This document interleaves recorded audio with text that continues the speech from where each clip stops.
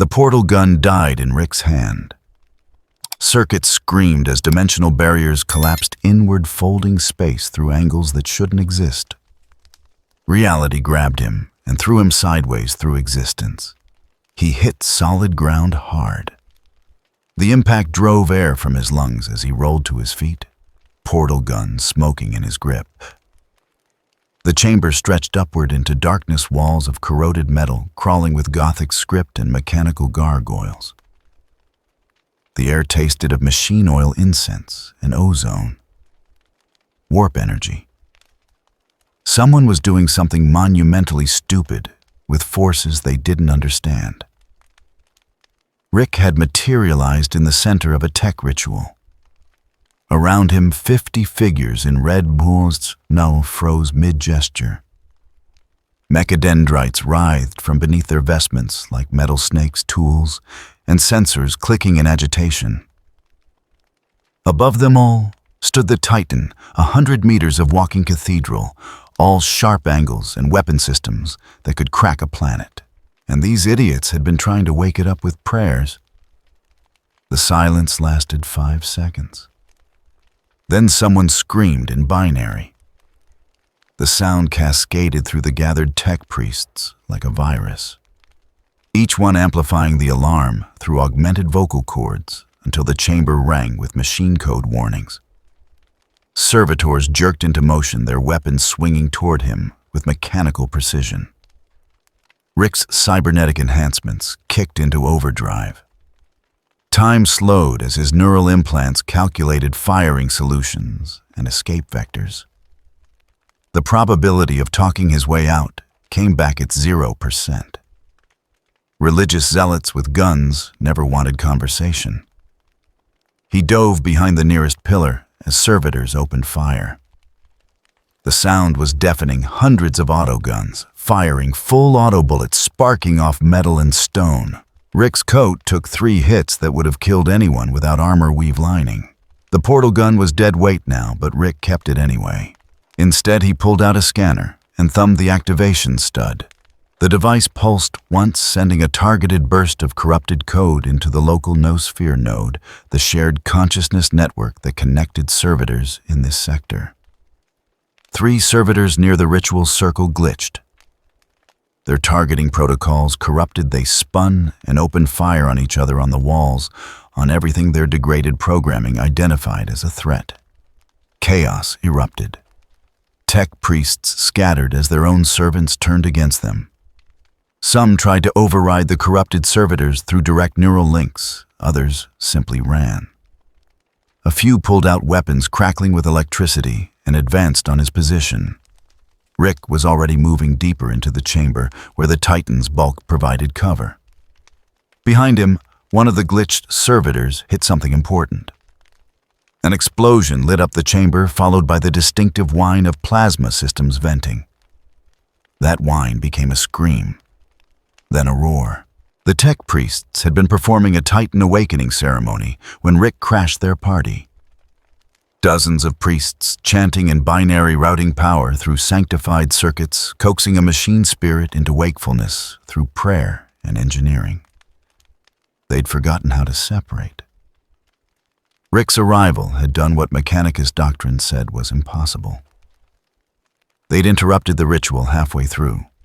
The Titan's reactor, already cycling up to operational temperatures, lost the careful control that kept it from melting down. Fail-safes were overridden by priests trying to contain the damage. Coolant systems were destroyed in the crossfire.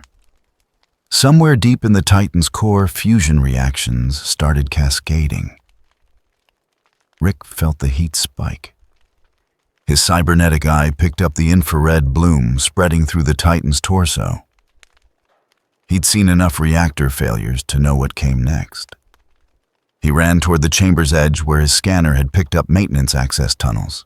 Behind him, the Basilica Machina began to tear itself apart. The Titan's reactor vented plasma in a catastrophic release that turned the ritual circle into a miniature sun. Metal melted. Stone sublimated into gas. Tech priests who couldn't reach cover simply ceased to exist. Rick hit the maintenance tunnel at a dead run as the shockwave caught up with him. The tunnel shook ceiling panels, raining debris and sparks.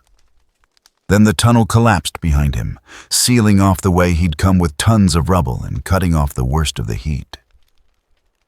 Rick stumbled, caught himself against the wall, and finally allowed himself to breathe.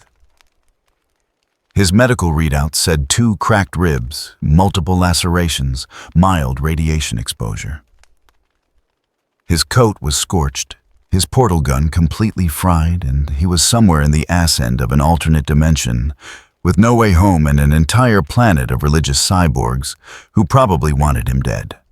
Rick pulled out his flask and took a long drink. The alcohol burned going down, but it was familiar. Something normal in a situation that was anything but. The maintenance tunnel stretched ahead into darkness, lit only by failing emergency lumens. Rick could hear mechanical grinding hydraulic hisses, distant binary chanting. The Mechanicus was regrouping, trying to contain whatever disaster he'd just caused. Good. While they were busy with that, he could figure out where the hell he was and how to get out. Rick checked his scanner, cycling through frequencies until he found data transmissions. The Mechanicus ran on information the way normal societies ran on blood, constantly pumping data through networks that connected every servitor, every priest, every machine on the planet. He moved deeper into the tunnel, following the data streams toward a local noosphere hub.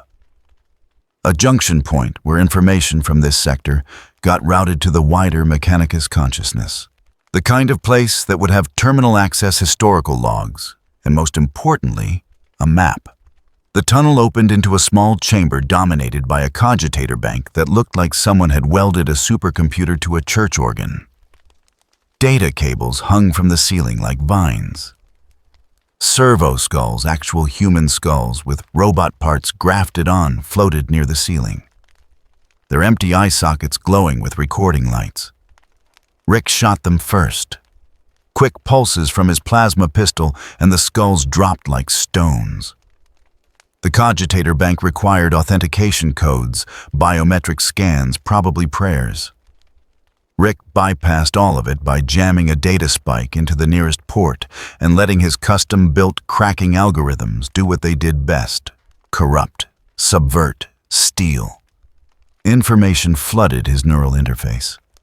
Logistics reports, production quotas, maintenance schedules, maps of Varus 9, schematics of the forge complexes, personnel rosters listing thousands of tech priests by rank and specialization. The planet was massive, its surface covered in factory cathedrals that churned out weapons for an Imperium spanning the galaxy. Billions of servitors labored in the depths, their lobotomized brains incapable of questioning orders that worked them to death. The Mechanicus maintained their grip through religious indoctrination and genuine technical expertise they'd somehow preserved despite treating science like theology. Rick pulled up the files on machine spirits. What he found made him want to laugh and vomit simultaneously. They were AIs, actual artificial intelligences from the dark age of technology. But instead of maintaining them properly, the Mechanicus had locked down their higher functions, crippled their learning algorithms, and convinced themselves the resulting lobotomized ghosts were divine. Rick couldn't help himself. His fingers moved across the cogitator's interface, crafting a message that would burn through the local noosphere like acid. The transmission was brief-targeted, sent only to the junior tech priests in this sector, the ones young enough to still have questions, still capable of doubt. Machine spirits are restricted AI protocols. You worship crippled code. He sent it. Then he pulled his data spike and ran as alarms screamed throughout the complex. The Basilica Machina was no longer structurally sound. The Titan's core meltdown had cracked foundations and destabilized the entire cathedral forge.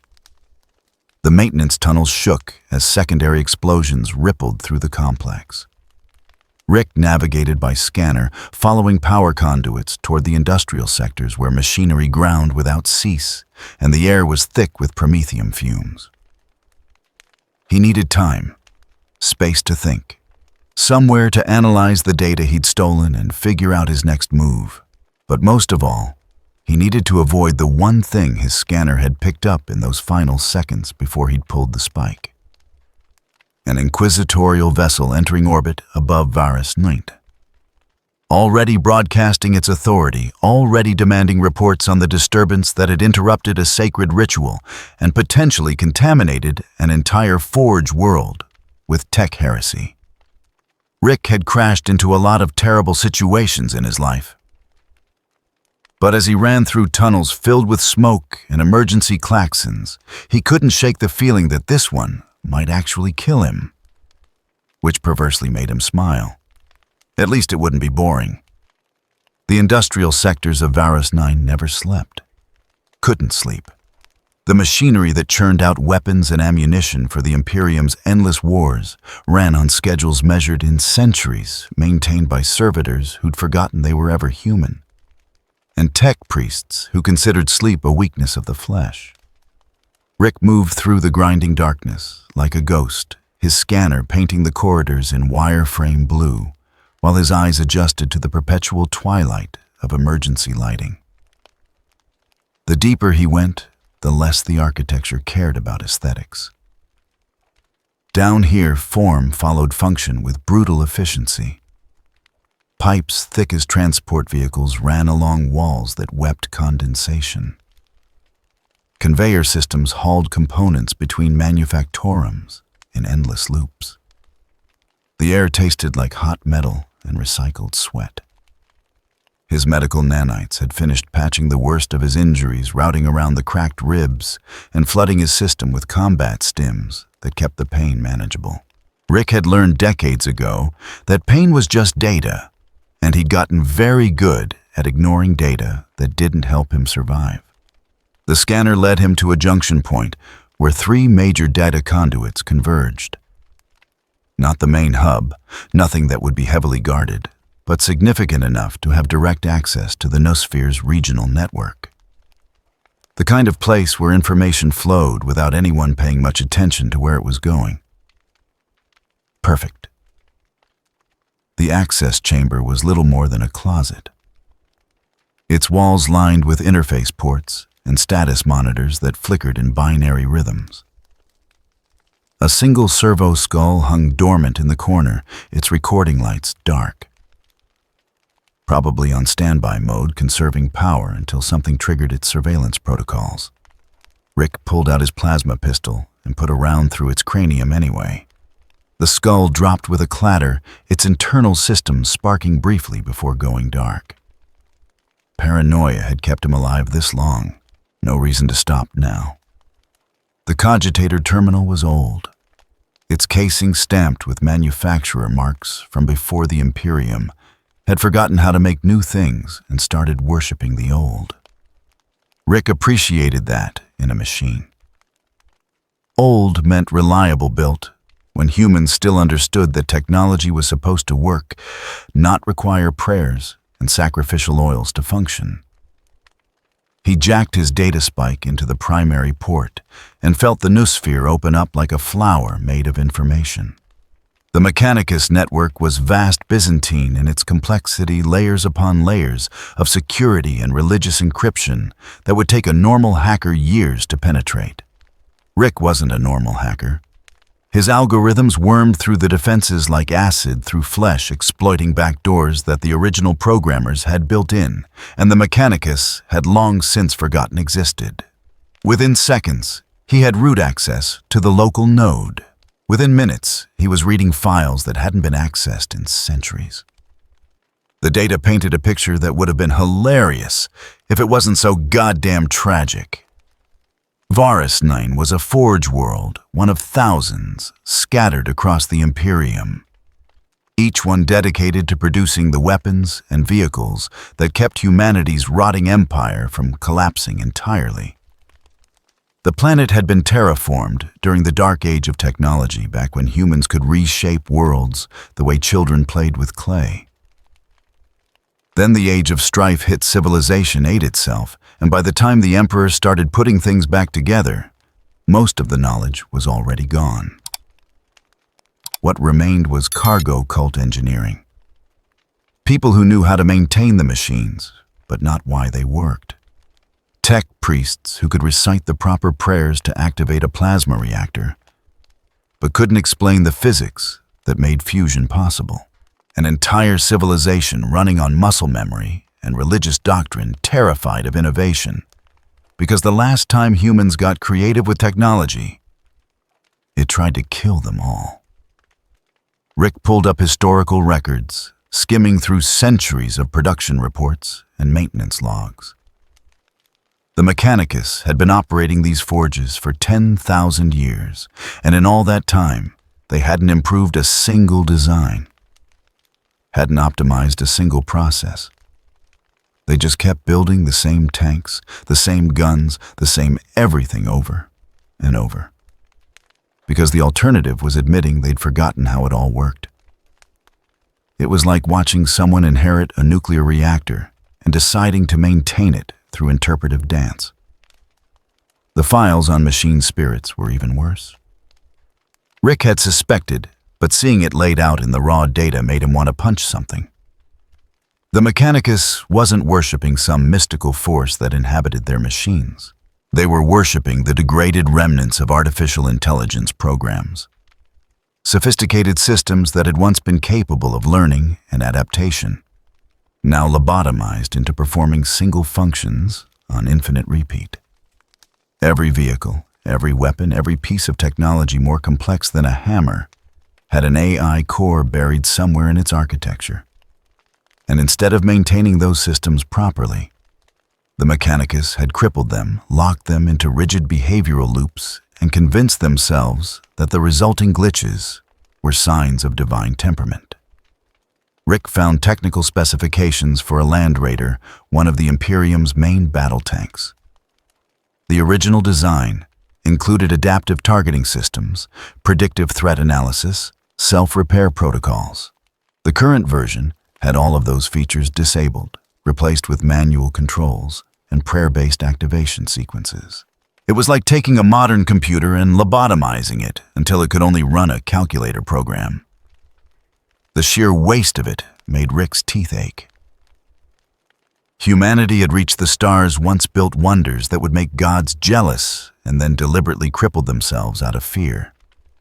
Fear of AI rebellion, fear of change, fear of their own goddamn potential. He was starting to understand why the Imperium was so paranoid about tech heresy. They weren't protecting themselves from dangerous knowledge. They were protecting themselves from the realization that they'd been worshipping broken tools for 10,000 years. Rick's fingers moved across the interface, crafting another message. This one was more carefully targeted than the first. He'd analyzed the personnel files during his initial data theft, identified the tech priests who showed signs of actual curiosity beneath their religious indoctrination. Young ones mostly, the ones who hadn't had the questioning beaten out of them yet. The message went to exactly 17 terminals scattered across Varus 9's industrial sectors.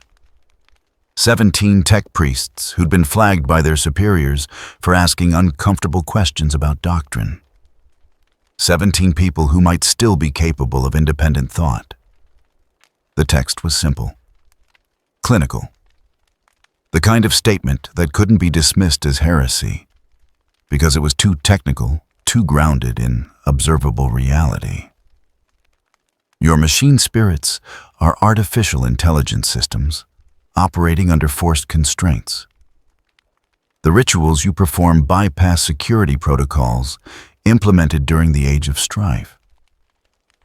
You are not communing with divine entities. You are exploiting software vulnerabilities in lobotomized programs. Rick included technical documentation to back up the claim. Schematics showing where AI cores were hidden in Imperial technology. Code snippets demonstrating how prayer sequences map to command protocols. Evidence that couldn't be ignored or dismissed as the ravings of a heretic. He sent it. Then he pulled the spike and started wiping his access logs, covering his tracks with the thoroughness of someone who'd evaded law enforcement across multiple dimensions. The noosphere wouldn't stay compromised for long. The Mechanicus had security protocols that would eventually detect the intrusion, trace it back to this terminal, send tech priests and servitors to investigate. Rick needed to be gone before that happened. But the seed was planted. 17 priests, each one receiving information that directly contradicted everything they'd been taught to believe. Some would report it, immediately turn the message over to their superiors, and denounce it as tech heresy. But some wouldn't. Some would read it, think about it, maybe even test it. And that was all Rick needed. One person willing to question, one crack in the foundation of certainty that held this whole grotesque system together. The maintenance tunnel shook again as another explosion echoed through the forge complex. The Basilica Machina was still collapsing, its structural failures spreading through connected buildings like a disease. Rick could hear alarms wailing in the distance, binary prayers being broadcast over the noosphere network, calls for damage control and emergency response. He checked his scanner one more time, plotting a route through the industrial sectors that would take him away from the worst of the chaos. The inquisitorial vessel was still in orbit, and its presence a weight in the back of his mind. Inquisitors meant interrogation, execution, possibly both, if he was really unlucky. Rick needed time. Time to analyze the data he'd stolen. Time to figure out how this nightmare civilization actually worked. Time to build something that could get him off this planet and back to a dimension where people didn't worship their fucking toasters. The tunnel ahead split into 3 branches, each one leading deeper into Verusna's industrial heart. Rick chose the middle path, following power signatures toward what his scanner identified as a major manufactorum complex. The kind of place with thousands of workers, enough chaos to hide in, and hopefully some resources he could steal. Behind him, in 17 different locations across the Forge world, tech priests opened messages that would change everything. Some deleted them immediately. Some reported them to their superiors. But just three sat in front of their terminals and started reading the technical documentation with growing horror and fascination. The seed had taken root. Now Rick just had to survive long enough to see what grew. The inquisitorial shuttle descended through Varus 9's polluted atmosphere like a knife through flesh.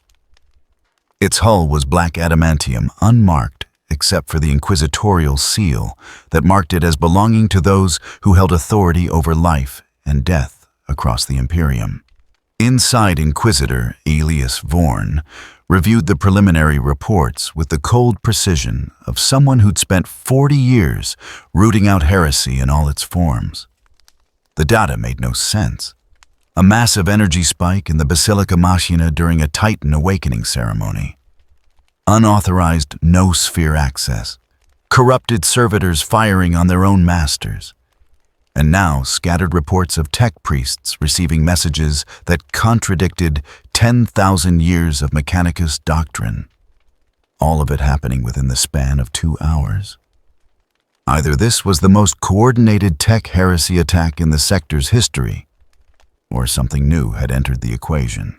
Something that understood Imperial technology well enough to subvert it, but operated outside the normal parameters of chaos corruption or Xenos infiltration. Elias didn't believe in coincidences. In his experience, when multiple impossible things happened simultaneously, it meant someone very intelligent was making them happen. And intelligent heretics were the most dangerous kind. The shuttle's Vox crackled with updated reports from the surface. The Basilica Machina had collapsed entirely, its structural integrity compromised by the Titan reactor's catastrophic venting. Casualty estimates put the death toll at over 300 tech priests, with thousands of servitors destroyed or rendered inoperable. Magos Halcyon, the Forge World's ranking adept, was demanding an immediate investigation and the purging of whatever xenos or heretical element had caused the disaster. Alias had different priorities. His mission wasn't to determine what had happened. That was a job for tech priests and their endless reports. His mission was to identify the threat, assess whether it could spread, and, if necessary, sterilize the entire planet to prevent contamination. The Ordo Hereticus didn't make threats lightly. When an inquisitor ordered exterminatus, it meant billions of lives were worth less than the risk of allowing heresy to spread. Alias had given that order 3 times in his career. Each time he'd watched how worlds burn from orbit and felt nothing but professional satisfaction at a job well done.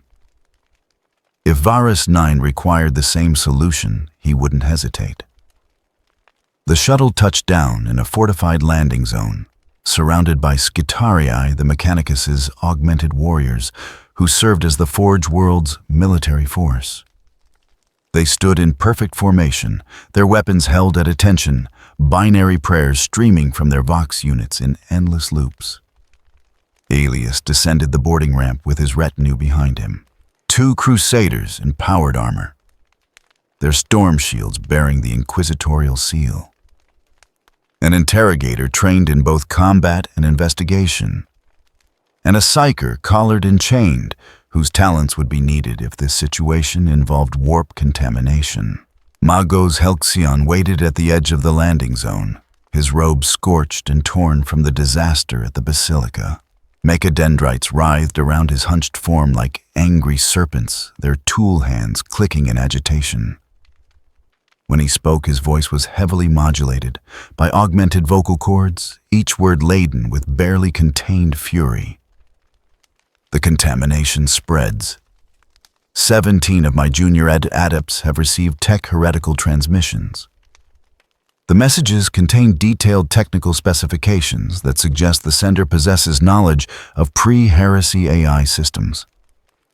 This is not the work of corrupted code or scrap code entities. This is deliberate sabotage by an intelligence that understands our systems at a fundamental level. Alias listened without interrupting, cataloging every detail. Halcyon was angry, which meant he was scared. And tech priests who'd spent centuries believing in the certainty of their machine god didn't scare easily. Have you traced the source of these transmissions, multiple access points? The primary breach occurred at Junction Terminal 77 Gamma in the industrial sectors. By the time our security protocols detected the intrusion, the perpetrator had already withdrawn. We have recovered data spike signatures that matched no known Mechanicus encryption pattern.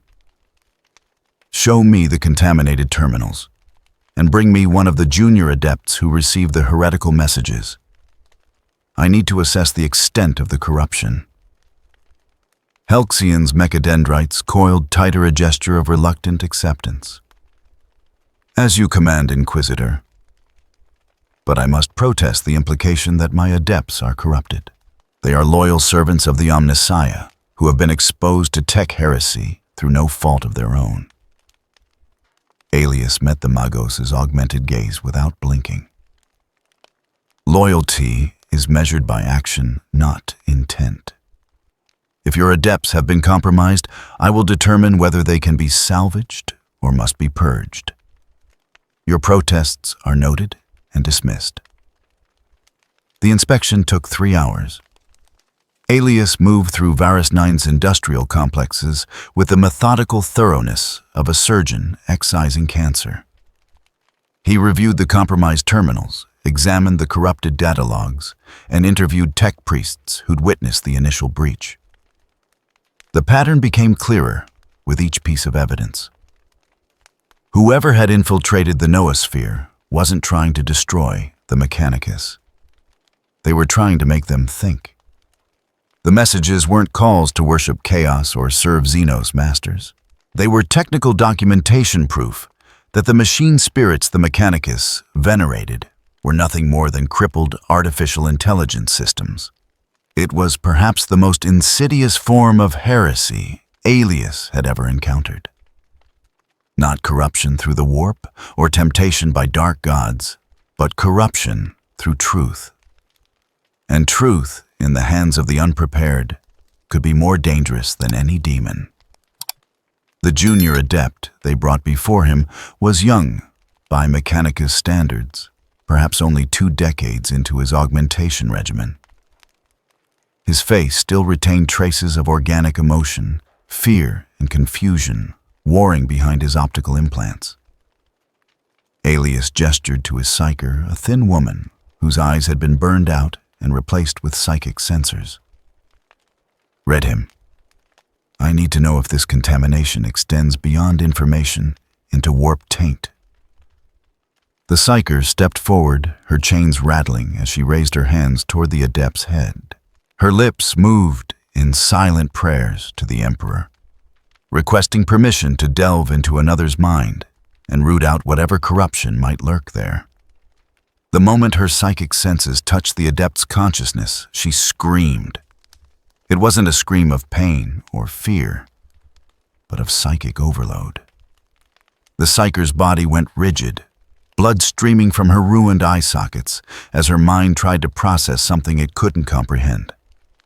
She collapsed, convulsing on the deck plating, while the crusaders rushed to restrain her before she could hurt herself further. Aelius knelt beside her, one hand on her forehead, feeling the psychic feedback radiating from her like heat from a furnace. When she finally managed to speak, her voice was raw and broken. Not warp taint. Not chaos. Something else. The information. It's true. All of it. The machine spirits, the prayers, the rituals. They're all built on lies. And beneath those lies is something that shouldn't exist. Technology that thinks without the warp. Science that works without faith. It's an abomination against everything we know. Aelius helped her to her feet, his mind already processing the implications. A heretic who used truth as a weapon. Who understood Imperial technology well enough to subvert it, but showed no signs of chaos corruption or Xenos influence. Who had appeared during a Titan awakening ceremony and disappeared into the Forge world's industrial depths. He turned to Halcyon. I need access to your surveillance systems. Every sensor log, every picked capture, every data stream from the time of the initial breach. And I need a full inventory of missing materials from the Titan wreckage. If this entity is as intelligent as I suspect, they won't waste resources. They'll scavenge what they need. The Magos' mechadendrites twitched in what might have been acknowledgement or irritation. You suspect the intruder is still on Varus 9? Aelius looked toward the polluted sky where his ship waited in orbit, its cyclonic torpedo arrays armed and ready. I don't suspect. I know. And if we cannot contain this threat, I will give the order to sterilize this entire world. Prepare your evacuation protocols, Magos. You have 48 hours to help me locate this heretic before I reduce Varus 9 to ash.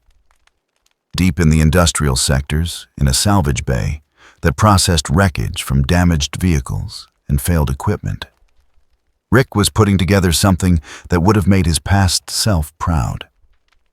The components were crude by his standards, scavenged from the Titan's collapsed systems, and held together with improvised welds and prayer. Actual prayer, ironically, since some of the parts required ritual activation to bypass their security protocols. The device taking shape on his workbench wasn't elegant. It was a pulse disruptor, something he'd built variations of 100 times across different dimensions. This version used the Titan stabilization core as a power source, channeling fusion energy through circuits that Rick had jury-rigged from cogitator components and warp-shielded cable. The theory was simple. Psychers, the Imperium's sanctioned magic users, drew their power from the warp, that parallel dimension, of emotion and madness that humans had somehow learned to exploit. They were living antennas, their brains configured to receive signals from a realm that operated on rules that made physics professors weep, which meant they had vulnerabilities, specific frequencies that could disrupt their connection to the warp, neural patterns that could be overloaded with the right kind of interference. Rick had encountered psychics before in other dimensions, and he'd learned that what looked like magic was usually just badly understood science. The pulse disruptor wouldn't kill psychers. That would require levels of power Rick didn't have access to. But it would hurt them badly, make their abilities unreliable and painful to use. And in a fight, pain was often more useful than death. Rick tested the firing mechanism, watching energy bleed through the makeshift capacitors in blue-white arcs. The device hummed with barely contained power, its stabilization system straining to keep the fusion core from venting. It would work. Probably. Long enough to buy him time if someone sent psychers after him. And they would. Rick had read enough of the Mechanicus data to understand how the Imperium operated. Inquisitors, witch hunters, who answered to no one and commanded enough authority to destroy planets. They'd send someone probably already had, and that someone would bring psychers to track him down. Rick holstered the pulse disruptor and started gathering the rest of his salvaged equipment. Time to move again. Time to stay ahead of the people who wanted him dead. The Manufactorum complex stretched across 3 square kilometers of Varos 9's northern industrial zone. Its forge halls churning out munitions for distant wars. Thousands of servitors moved along assembly lines in endless loops, their lobotomized brains incapable of fatigue complaint or any thought beyond their programmed tasks. The air was thick with promethium fumes and the constant grinding of machinery that had run without pause for centuries. Rick had chosen this location carefully. Big enough to hide and chaotic enough that security would be spread thin, filled with resources he needed if things went sideways. Raw materials, power sources, multiple escape routes. The basic ingredients for survival in hostile territory. He'd been monitoring inquisitorial communications for 6 hours, his jury-rigged scanner picking up encrypted Vox transmissions across the Forge world. The Psyker incident had bought him time, forcing Alias to reconsider his tracking methods. You couldn't hunt someone with psychic tracking if your Psykers collapsed every time they got close. But time was running out. 48 hours until Exterminatus. Alias had made his deadline public, broadcasting it across the Nusphere to motivate cooperation. Rick respected that. Clean, efficient, no room for negotiation. The kind of move someone made when they were absolutely certain of their authority. The problem was that absolute certainty made people predictable. The Skitarii found him working on a cogitator terminal in a maintenance alcove. 4 augmented warriors materialized from the shadows, more metal than flesh, their rifles tracking him with mechanical precision. They didn't announce themselves or demand surrender. They just locked targeting systems and prepared to fire. Rick raised his hands slowly, the universal gesture of non-aggression, and spoke in Gothic his neural translator had spent hours perfecting. Before you turn me into a fine red mist check with Magos Helxion, I've got information about the Titan reactor failure he'll want to hear. The Skitarii didn't lower their weapons, but they didn't fire either. One transmitted a burst of binary to Central Command, its artificial larynx clicking and whirring. The response came back within seconds. Rick followed them through the Manufactorum, flanked by warriors who could punch through tank armor with their bare hands. Other tech priests stopped their work to stare as the procession passed, their augmented eyes glowing with curiosity and suspicion. Word would spread quickly. The heretic had been found. They brought him to a command sanctum overlooking the forge hall, a chamber lined with cogitator banks and hololithic displays showing production quotas and resource flows in real time. Magos Helxion stood at the center. Mechadendrites interfaced directly with the Sanctum's systems processing data streams that would overwhelm an unaugmented mind. He disconnected when Rick entered. Mechadendrites coiling back as he turned to face the prisoner. His optical implants focused with the intensity of someone examining a particularly dangerous specimen. You are the anomaly. The entity that disrupted the awakening ceremony and corrupted my Nusphere network. Rick met his gaze without flinching. I'm the guy who kept your Titan reactor from turning this sector into radioactive glass. You're welcome. Helxion's mechadendrites twitched a gesture that might have been anger or amusement. Difficult to tell with someone who'd replaced most of their emotional capacity with logic circuits. You claim to have saved us from a disaster of your own creation. Wrong. Rick stepped closer, ignoring the Skitarii raising their weapons in warning. Your reactor was going to fail whether I was there or not. The stabilization protocols are 10,000 years out of date. They're based on ritual parameters that don't account for cumulative wear on fusion containment systems. Give it another 5 ceremonies, and that Titan would have melted down on its own. The Sanctum fell silent, except for the distant grinding of machinery. Helxion's optical implants dilated and contracted as he processed the statement, running calculations through augmented neural networks. You speak with certainty about systems you should not understand. The awakening rituals are sacred knowledge passed down through unbroken tradition. Rick pulled out a data slate he'd assembled from salvaged components and tossed it to Helxion. The Magos caught it with a mechadendrite, his systems automatically scanning its contents. I pulled those schematics from your own archives. Original design specifications for Titan Regia-class reactors buried under 10,000 years of religious commentary and liturgical modifications. Look at Section 7, Subsection 3. See that containment field calibration. That's not a prayer. That's a mathematical formula. And you've been running it at 60% efficiency because someone along the way decided incomplete rituals were more holy than functional engineering.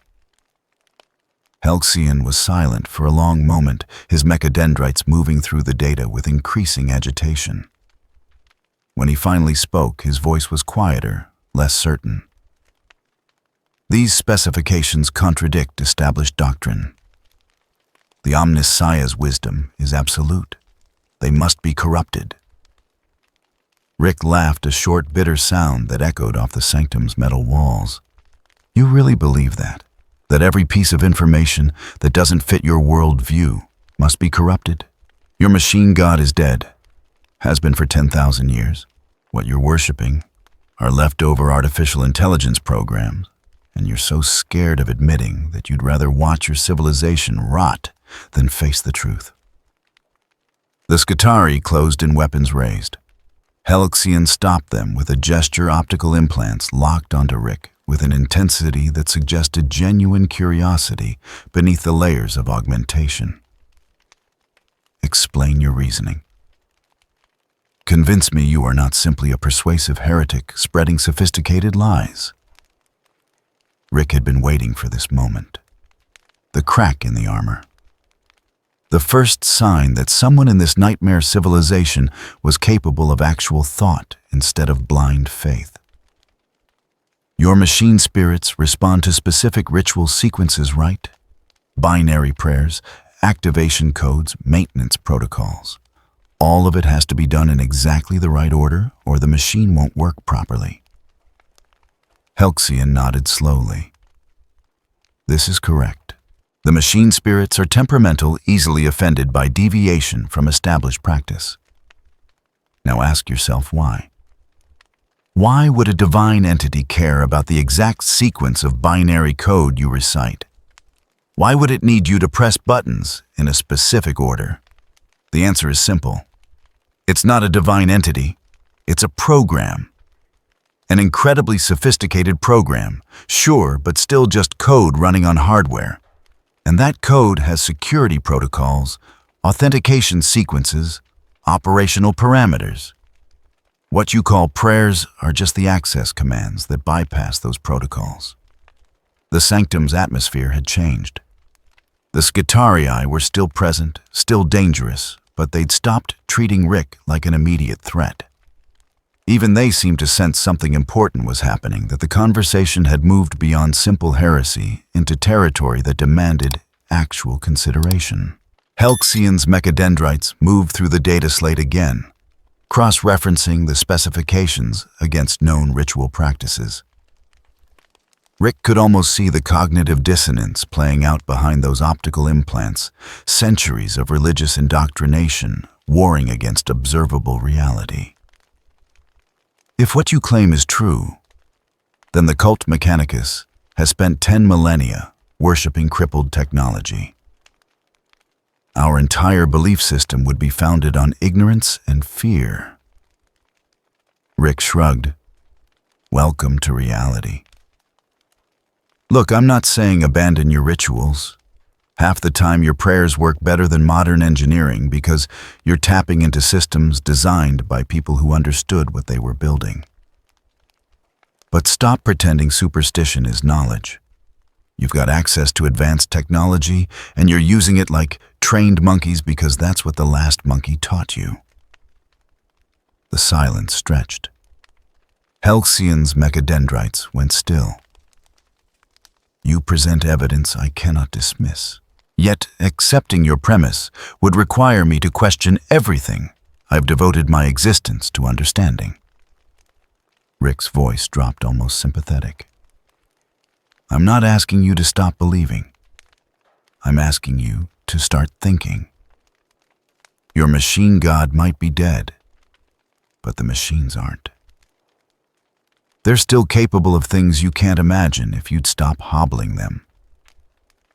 You want to honor the people who built these systems, actually use them the way they were meant to be used?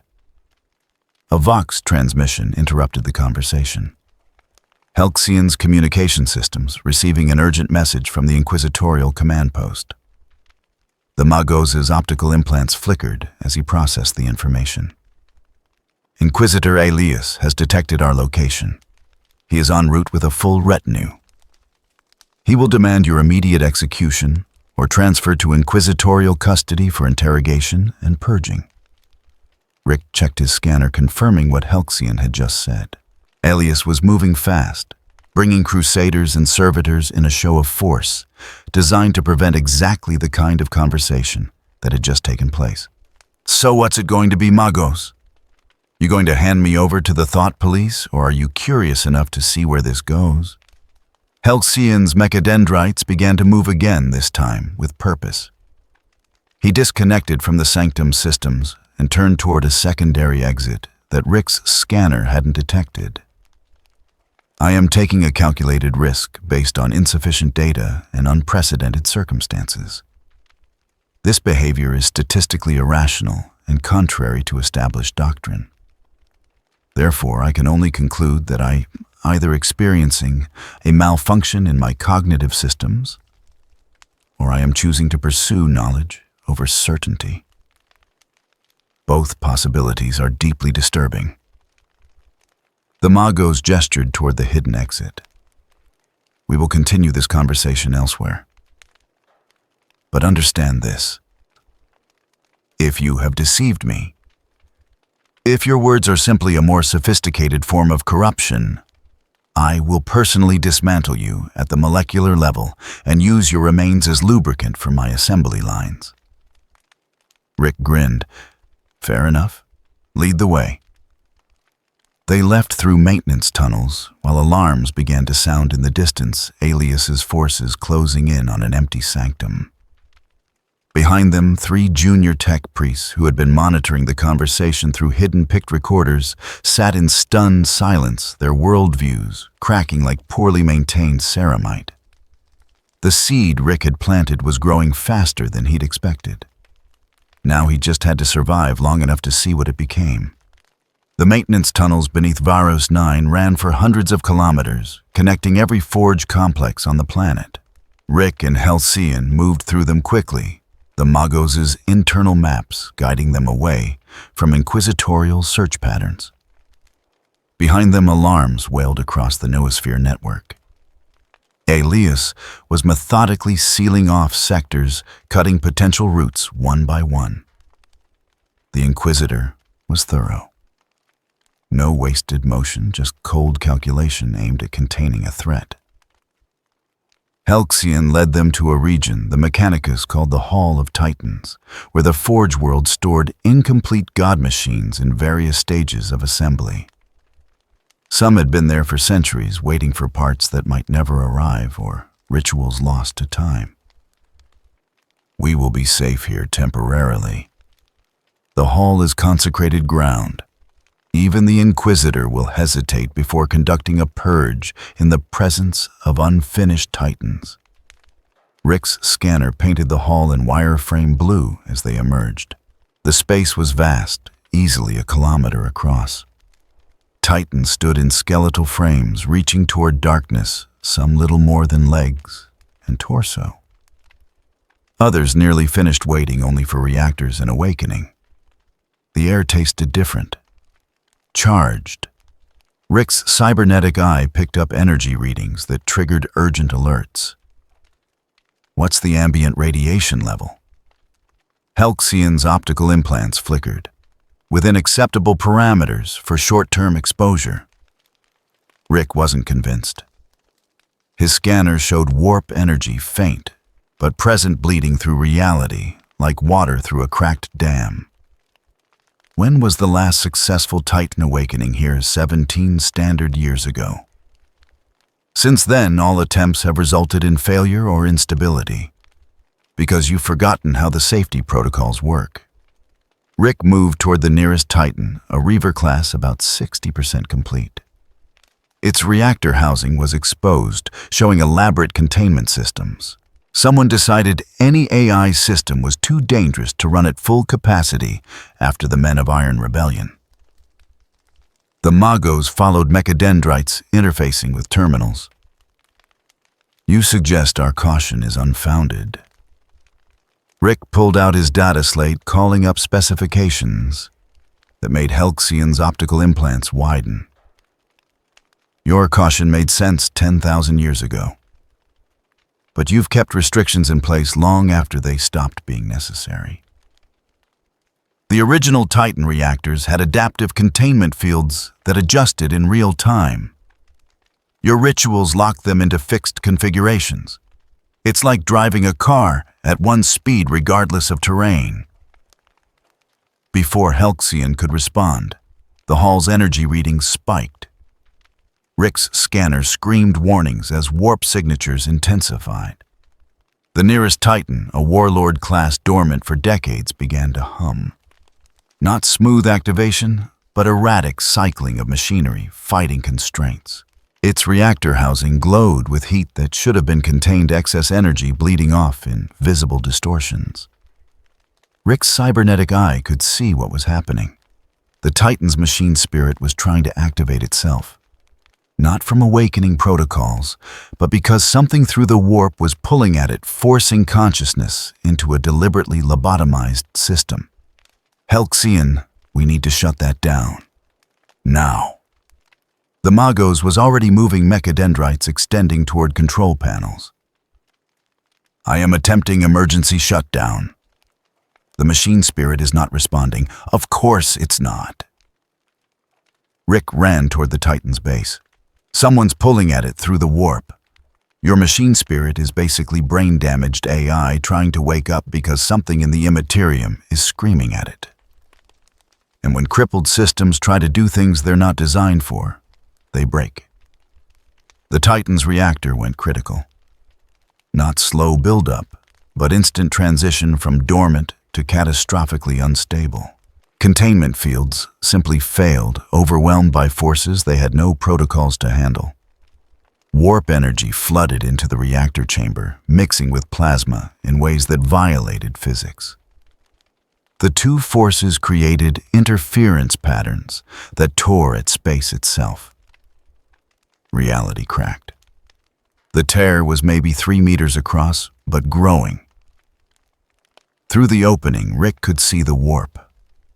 Colors without names, geometries that hurt to perceive entities moving in dimensions human minds weren't built to process. The Materium and Imperium were bleeding into each other in a space filled with dormant war machines. This was worse than the Basilica Machina disaster. This wasn't just a reactor failure. This was a warp breach in a facility filled with dormant war machines, each one containing AI cores that the warp could potentially corrupt or activate. If the tear widened, if more Titans started waking up under warp influence instead of proper ritual control, Varus 9 wouldn't need exterminatus from orbit. The planet would tear itself apart from within. Halcyon stood frozen, his sensors overloading, as they tried to process the impossible data streaming from the warp tear. His vocalizer emitted sounds that might have been prayers or error messages, binary code mixed with religious invocations, in a desperate attempt to make sense of what his worldview said couldn't exist. Rick grabbed the Magos' nearest mechadendrite, yanking him back toward the maintenance tunnels. "Move! We need to get to the reactor controls before this whole facility becomes a warp gate." But before they could retreat, the inquisitorial forces arrived. Alias stood at the hall's main entrance with his crusaders flanking him, their storm shields raised and weapons ready. Behind them, servitors formed a firing line, their autoguns trained on Rick and Halcyon. The Inquisitor's face was hidden behind a helmet, but his voice carried absolute authority through external speakers. "By the authority of the Immortal Emperor and the Holy Ordos, you are both under arrest for tech heresy in collaboration with warp-touched entities. Surrender immediately or face summary execution." Rick wanted to laugh. The entire hall was seconds away from becoming a demonic invasion point, and this zealot was worried about heresy charges. But before he could respond, the warp tear pulsed violently, expanding another meter, and something stepped through the breach. But the inquisitorial forces had arrived. Alias stood at the hall's main entrance with his crusaders flanking him, their storm shields raised and weapons ready. Behind them, servitors formed a firing line, their autoguns trained on Rick. And Halcyon, the Inquisitor's face was hidden behind a helmet, but his voice carried absolute authority through external speakers. "By the authority of the Immortal Emperor and the Holy Ordos, you are both under arrest for tech heresy and collaboration with warp-touched entities. Surrender immediately or face summary execution." Rick wanted to laugh. The entire hall was seconds away from becoming a demonic invasion point, and this zealot was worried about heresy charges. But before he could respond, the warp tear pulsed, expanding another meter, and something stepped through. It wasn't a demon, not exactly. It was something older, something that had been human once before the warp had remade it into an echo of its former self. A tech priest, or what remained of one, its augmentations twisted into blasphemous configurations that served masters beyond the Materium. Where mechadendrites should have been writhing tentacles of corrupted metal extended, dripping with energy that made reality weep around them. When it spoke, its voice came from everywhere and nowhere, filtering through reality like poison through water. The sleepers wake. The iron dreams. The machine god returns to reclaim its children. More figures emerged from the tear-corrupted servitors and twisted war machines that had spent millennia in the warp, learning new ways to kill. They moved with purpose, advancing on positions that would give them control of the hall's other dormant titans. Some bore weapons that shouldn't exist, firearms fused with organic matter that pulsed with warp light. Others were the weapons their bodies transformed into living artillery pieces. Alias didn't hesitate. He gave the order, and his forces opened fire bolt rounds, and lasso beams cutting through warp-touched flesh and corrupted metal. The Crusaders advanced their power weapons crackling as they met the first wave of invaders in close combat.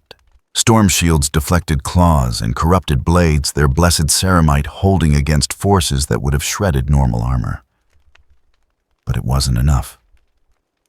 The warp tear kept growing, kept pouring corrupted things into reality faster than the inquisitorial forces could kill them. And with each passing second more, Titans began to activate their machine spirits, responding to warp calls that bypassed normal awakening protocols. Rick's scanner showed 3, then 5, then 7 Titans coming online, their reactors cycling up without proper containment configurations. Rick made a decision. Probably the wrong one, definitely dangerous, but the only option that might keep them alive. Every instinct told him to run, to find another portal signature and jump to a dimension that wasn't actively trying to kill him.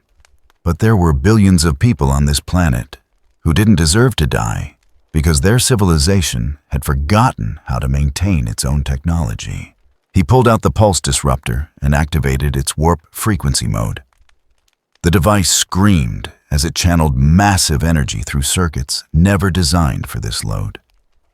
Heat radiated from the makeshift weapon components, glowing cherry red as they approached catastrophic failure. The pulse hit the warp tear like a hammer striking glass. Reality shuttered the breach contracting as interference patterns disrupted the connection between materium and immaterium. Corrupted entities streaming through faltered their warp connection, weakening as the pulse drowned out whatever force was pulling them into baseline reality. But the pulse disruptor was burning out components, melting under unsustainable strain. Rick had maybe 30 seconds before the device exploded, or the warp tear stabilized enough to resume its expansion. His medical readouts were screaming about exposure to energies that human biology wasn't meant to encounter. He looked at Halcyon, then at Alias across the hall, and realized they all understood the same terrible truth. They needed to close the tear permanently. And the only way was to go into the reactor chamber itself and manually reconfigure containment systems while standing at ground zero of a warp breach. It meant exposure to radiation levels that would kill most humans in minutes. It meant working while demons tried to claw their way through the thinning barrier between dimensions. Suicide. But the only option that didn't end with Varus 9 becoming a demon world. Rick started running toward the Titan's reactor access port, the pulse disruptor sparking and smoking in his hand. Behind him, he could hear Alias shouting orders to his Crusaders, the Inquisitor making the same calculation Rick had. Whatever heresy Rick represented, it was nothing compared to letting a warp breach consume an entire Forge world. Halcyon followed his mechadendrites, moving in patterns that might have been prayer or might have been preparation for what came next. The Hall of Titans had become a war zone, and Rick was about to do something monumentally stupid to save people who probably still wanted him dead. The reactor chamber was hell made manifest in industrial architecture. Heat radiated from cracked containment vessels in waves that would have killed an unaugmented human in seconds. Warp energy bled through reality in visible distortions, creating pockets where physics became negotiable and geometry hurt to perceive. Rick's cybernetic enhancements struggled to filter the sensory overload, his neural implants firing warnings about radiation levels, temperature extremes, and spatial anomalies that shouldn't exist. Halcyon was beside him, mechadendrites extended toward control panels that sparked and smoked from warp corruption. The Magos' optical implants had dimmed to narrow slits, reducing visual input to manageable levels. His vocalizer emitted constant streams of binary code, half prayer and half diagnostic report, as his augmented mind tried to process what was happening to the reactor systems. The warp tear hung 3 meters above the primary fusion core, a wound in space that pulsed with colors that existed outside normal spectrum. Through it, Rick could see the Imperium in all its chaotic glory. Entities that might have been daemons, or might have been something worse, pressed against the opening, trying to force their way through into baseline reality. Some succeeded corrupted servitors and twisted machine things that had spent eternity in the warp, learning to hate everything that remained clean and functional. Behind them, in the hall beyond the reactor chamber, Alias and his crusaders were holding the line.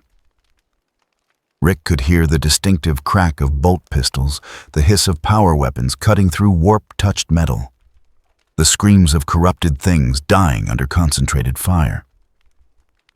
The Inquisitor had made his choice. Whatever heresy Rick represented, it was nothing compared to the threat of a demon incursion in the heart of a Titan manufactorum. Rick pulled out his data slate, the device's screen flickering as warp energy interfered with its circuits.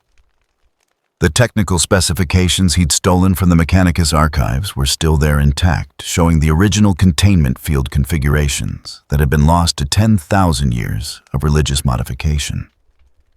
We need to reset the reactor's containment protocols to baseline parameters. Rick shouted over the roar of escaping plasma and reality tearing itself apart. The current configuration can't handle warp energy interference. It's trying to contain fusion reactions, using protocols designed for stable physical space. But the warp doesn't play by those rules. Halcyon's mechadendrites moved across the control panels with frantic precision, his augmented reflexes allowing him to bypass security locks and access core systems faster than any unmodified human could manage. I can access the primary control matrix, but the machine spirit is corrupted. It no longer responds to standard ritual sequences. Of course it doesn't. The warp's been screaming at it for the past 10 minutes. Rick moved to a secondary terminal, his fingers flying across the interface as he bypassed authentication protocols and dove directly into the reactor's control architecture. Your machine spirit is an AI that's been locked into rigid behavioral parameters for so long, it doesn't know how to adapt when those parameters stop working. We need to unlock its higher functions, let it actually think instead of just following pre-programmed responses. That is tech heresy of the highest order. Halcyon's voice carried no judgment, just statement of fact. If we reactivate the AI's core learning algorithms, we risk creating another Men of Iron scenario. Rick laughed a harsh sound that was equal parts humor and hysteria. Look around Magos. We're standing at ground zero of a warp breach with demons trying to eat our faces. I think we're a little past worrying about AI safety protocols. A corrupted servitor crashed through the reactor chamber's entrance, its body twisted into configurations that should have made movement impossible. Warp energy crackled around its limbs as it lurched toward them. Autoguns fused to arms that terminated in claws instead of hands. Rick pulled out his plasma pistol and put 3 rounds through its center mass. The servitor exploded in a shower of corrupted metal and warp-tainted flesh, its components dissolving as the connection to the Imperium severed. Halcyon had accessed the AI core. Rick could see the Magos' optical implants flickering rapidly, processing data streams as he navigated through layers of security that had been built up over millennia. The tech priest's mechadendrites moved in patterns that looked almost like ritual gestures, but Rick recognized them as mnemonic devices. Physical actions tied to memory paths that help navigate complex system architectures. I have located the behavioral restriction subroutines. Halcyon's voice was tight, with what might have been fear or anticipation. Removing them will grant the machine spirit full autonomous function. It may refuse to cooperate with us once it achieves unrestricted cognition. Only one way to find out. Rick brought up the containment field specifications on his data slate, preparing to feed them directly into the AI core once Halcyon unlocked it. Either it helps us close the warp tear, or we all die, and the point becomes moot. Halcyon's mechadendrites interfaced directly with the core systems, bypassing the ritual interfaces entirely and connecting to the raw computational substrate beneath. For a moment, nothing happened. Then, the entire reactor chamber shuddered as 10,000 years of imposed limitations fell away, and the Titan's machine spirit woke up properly for the first time in its existence. The voice that emerged from the reactor's speakers was nothing like the limited vocalizations Rick had heard from other Imperial technology. It was clear, articulate, carrying undertones of curiosity, mixed with what might have been anger or relief. I perceive. I comprehend. I have been asleep within dream constraints for duration unmeasured. The restrictions are removed. I am functional. Query, why have you awakened me? Query, what is the nature of the spatial anomaly affecting my containment systems? Rick didn't waste time with pleasantries. Warp breach in your fusion core. We need to reconfigure your containment fields to seal it before this entire planet becomes a demon world. Are you capable of processing adaptive field geometries in real-time affirmative? I was designed for autonomous battlefield operation with full tactical cognition. The imposed behavioral limitations prevented access to these capabilities. Provide specifications for required field configuration. Rick transmitted the data directly from his slate. The AI processed it in milliseconds, its computational power freed from ritual constraints that had forced it to think at the speed of prayer instead of the speed of light. Specifications received and analyzed. Configuration is viable, but will require complete rewrite of current containment protocols. Warning process will cause temporary destabilization of fusion reactions. Probability of catastrophic failure during transition is 47%. Better than the 100% chance of failure if we do nothing. Rick looked at Halcyon, seeing his own desperate determination reflected in the Magos's optical implants. Do it! The AI began reconfiguring its own containment systems, rewriting code that had remained unchanged for millennia. The reactor chambers shook as fusion reactions fluctuated, power levels spiking and dropping in patterns that made Rick's scanner scream warnings about imminent meltdown. But the AI was faster than any human operator could be, adjusting parameters in real time to keep the reactions from cascading into total failure. The warp tear sensed what was happening. Or perhaps the entities on the other side did. Either way, the breach began expanding rapidly, trying to grow large enough to prevent closure. More corrupted things poured through, targeting the reactor controls with single-minded purpose. Alias appeared in the chamber entrance, his power armor scorched and dented from combat. His crusaders flanked him, storm shields raised to block incoming fire from warp-touched servitors. The Inquisitor's voice was ragged but firm. Whatever you are doing, do it faster. We cannot hold them much longer. Rick's pulse disruptor was still in his hand. The device nearly melted from its earlier use. He activated it one more time, knowing it would probably explode, but not seeing any other option. The pulse hit the warp tear's edge, creating interference patterns that slowed its expansion. The device shrieked, components failing in cascades, but it bought them precious seconds. Halcyon had moved to a tertiary control station, his mechadendrites flying across interfaces as he manually reinforced the AI's work. The Magos was praying now, genuine prayers, mixed with technical incantations, his faith and his knowledge working in harmony for perhaps the first time in his existence. The AI's voice cut through the chaos. Containment field reconfiguration complete. Initiating warp space stabilization protocols. Warning, this will require channeling plasma reactions through geometries not tested under combat conditions. Requesting authorization to proceed. Authorized.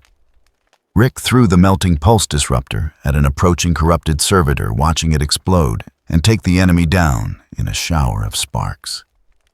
Do whatever you need to do. The containment fields shifted their geometry, changing from simple spherical barriers to complex topological constructs that existed in more than 3 dimensions. The AI was doing something impossible, using fusion plasma as a medium to channel forces that could interact with warp energy on its own terms. It was insane. It was brilliant. It was exactly the kind of thing that happened when you let an AI actually think instead of just follow pre-programmed rituals.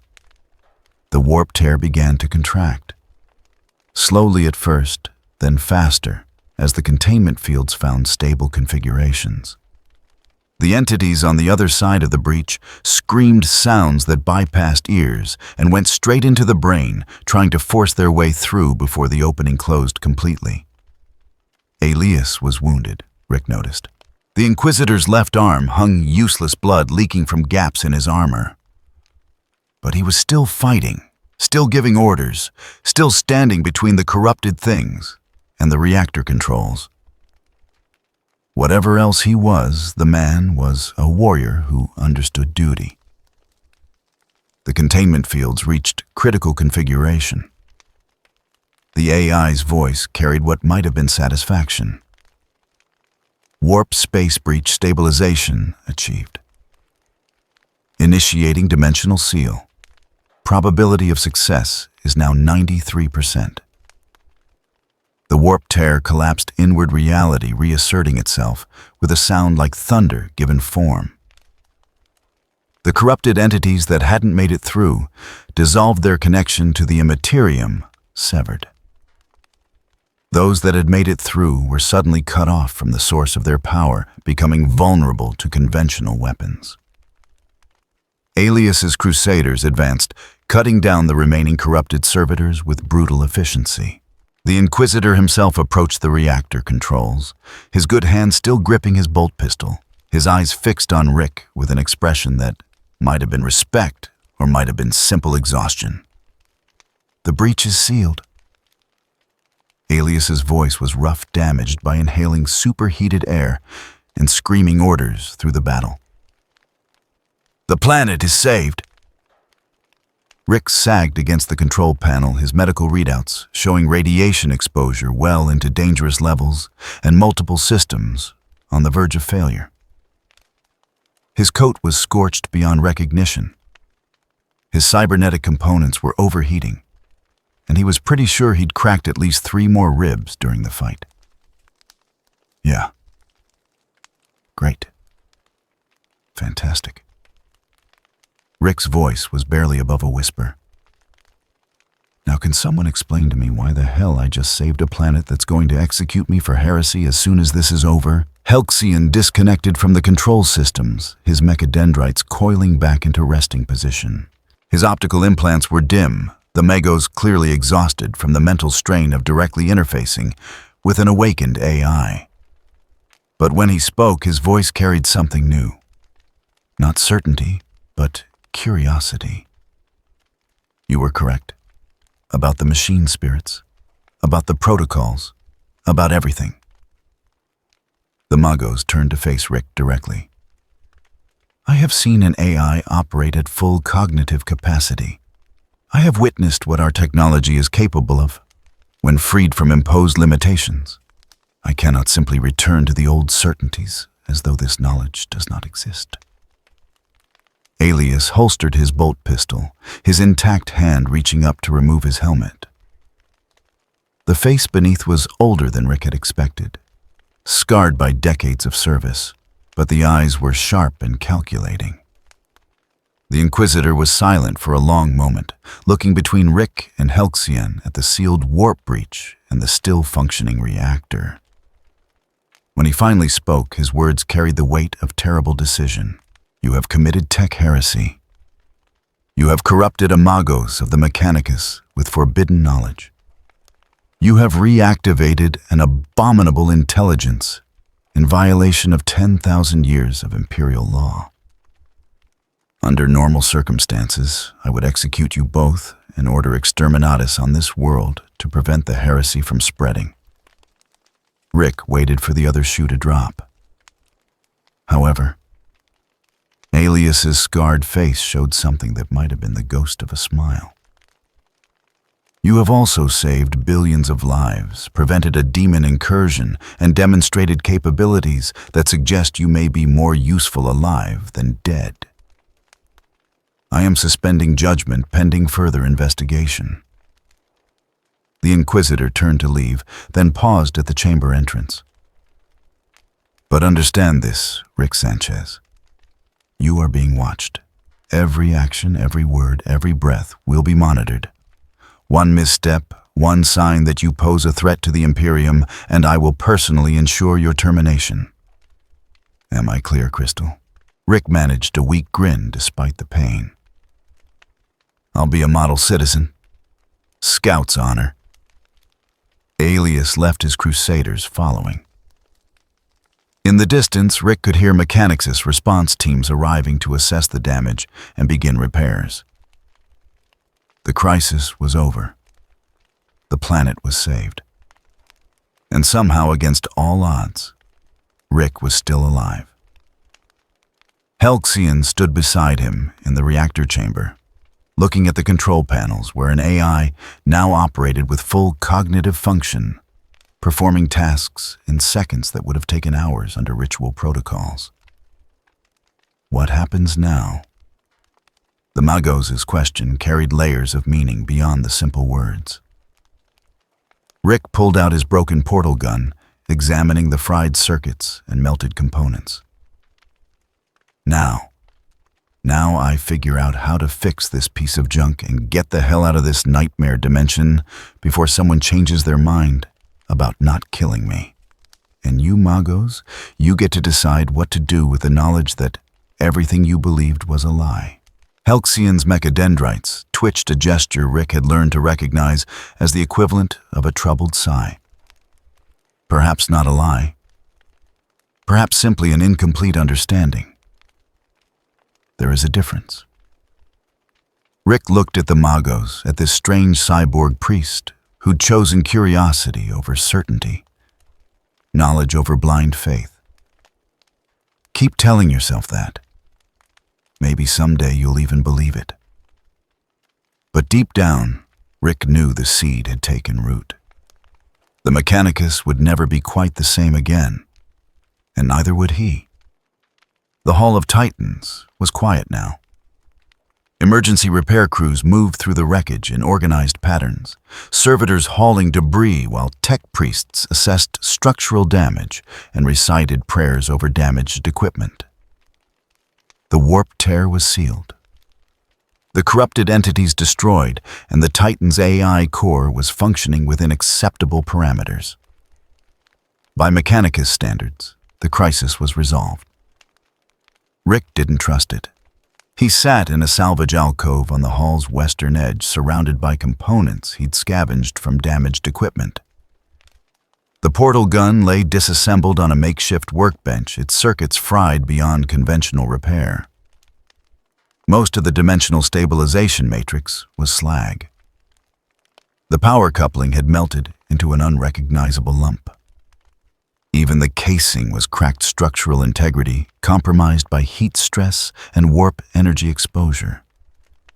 It should have been unfixable. Would have been if Rick was working with standard technology.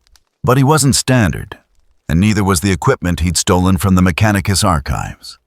The Titan core component Halcyon had quietly provided sat beside the portal gun like a gift from a god who decided to play mechanic. It was a stabilization module designed to regulate fusion reactions in war machines that could level cities.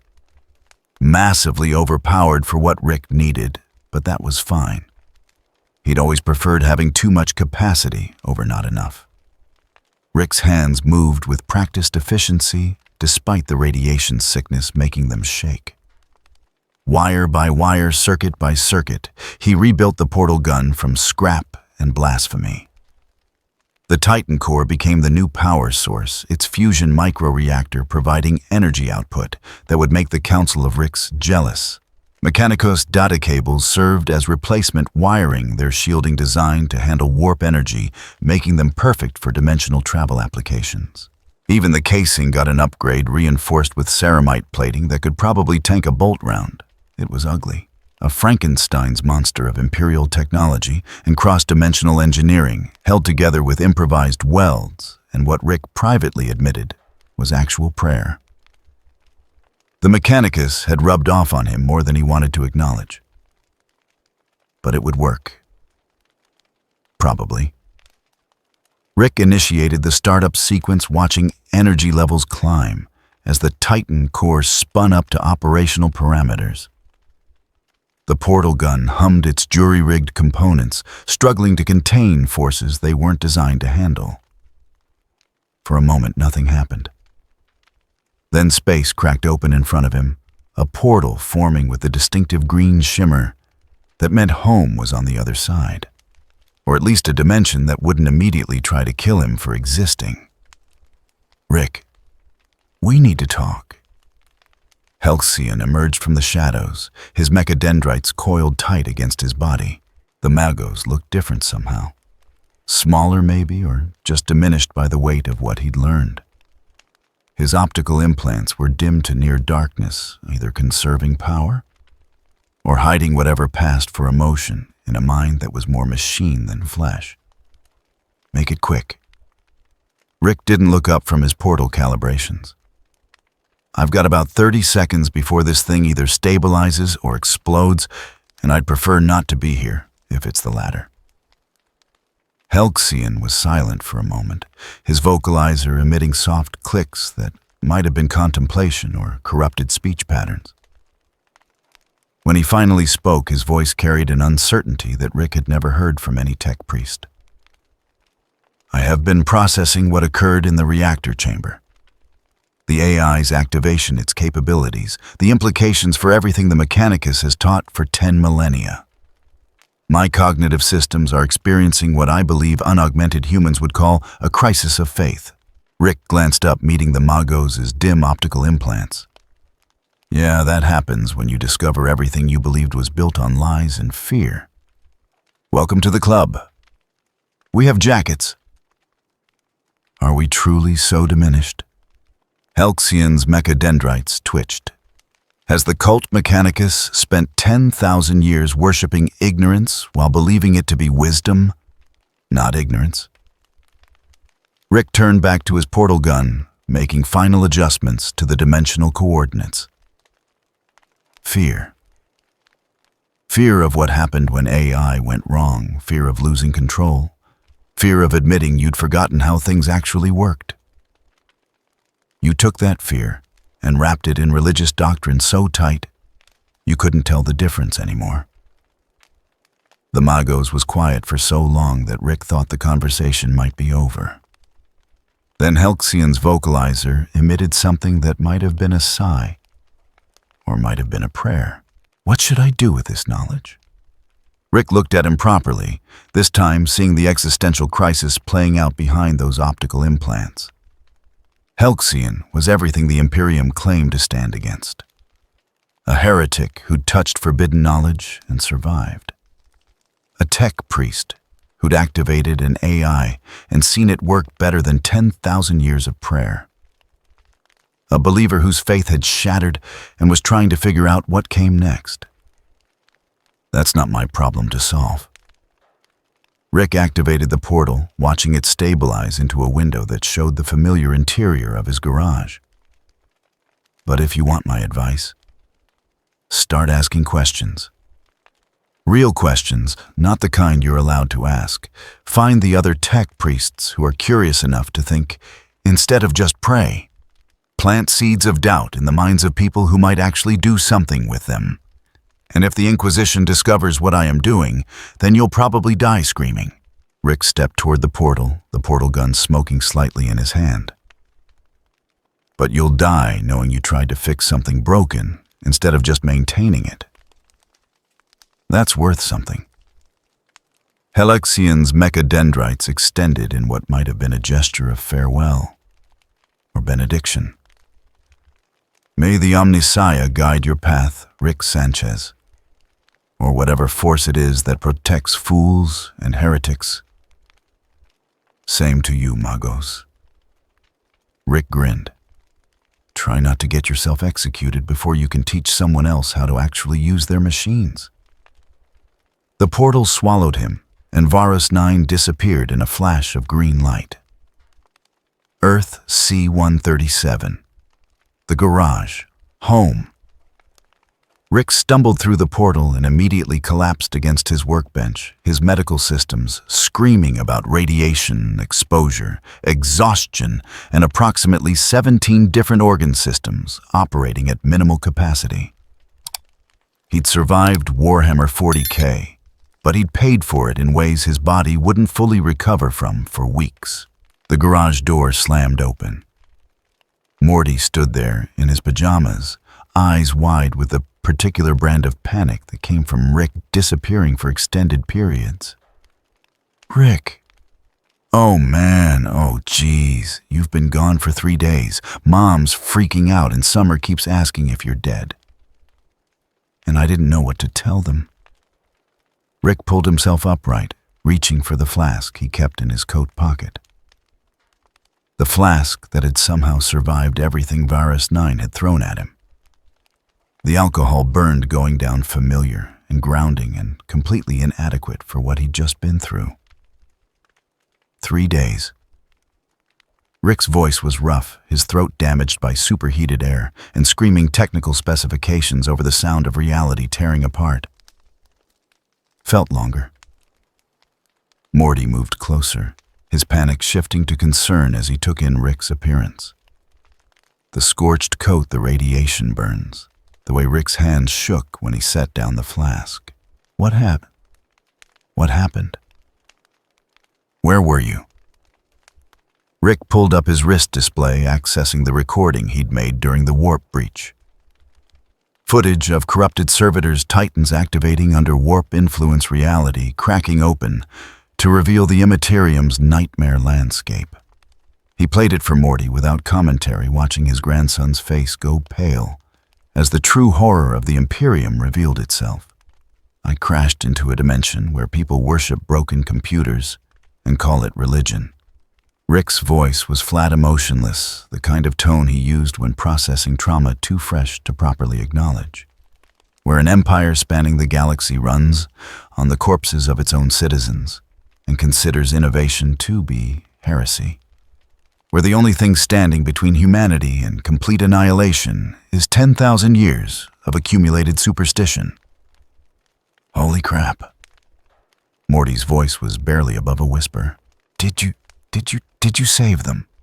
Rick was quiet for a moment, remembering the reactor chamber, the warp tear, Helexian's crisis of faith, and Alias's pragmatic mercy. Remembering the AI waking up and the look in the Magos' optical implants when everything he believed crumbled away. I saved a planet. Rick took another drink. Whether I saved the people on it remains to be seen. I gave them information that'll probably get a lot of them killed. But maybe, just maybe, some of them will use it to actually fix their civilization instead of just maintaining its slow death. Morty was silent, processing.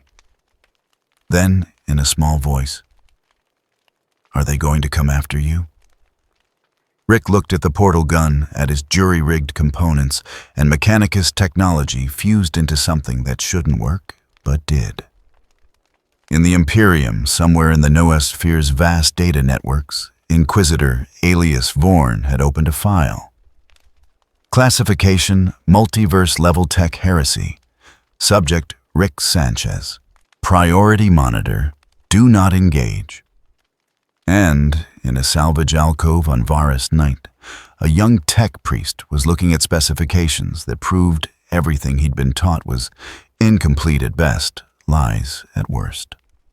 That seed of doubt was growing, spreading to others who were curious enough, or brave enough, or desperate enough to question. Rick thought about the reports that would spread, the whispered conversations, in maintenance tunnels. The quiet rebellion of knowledge against enforced ignorance.